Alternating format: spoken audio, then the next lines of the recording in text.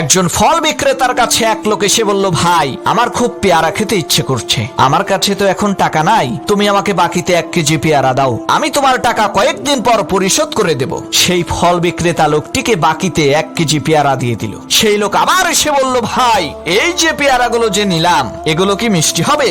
সেই ফল বিক্রেতা বলল, এগুলো আমার গাছের পেয়ারা, অবশ্যই মিষ্টি হবে, তবে আপনার যদি বিশ্বাস না হয় তাহলে খেয়ে দেখেন। সেই লোকটি বলল, ভাই আমি তো রোজা রেখেছি, আমি খেতে পারবো না। ফল বিক্রেতা বলল, আরে ভাই বলেন কি, রমজান মাস আসতে তো আরো 2 দিন বাকি আছে, এখন আবার কিসের রোজা রেখেছেন? সেই লোকটি বলল, আরে ভাই বললেন না, গত বছরের কয়েকটা রোজা বাকি ছিল, সেই রোজাগুলো আদায় করছি।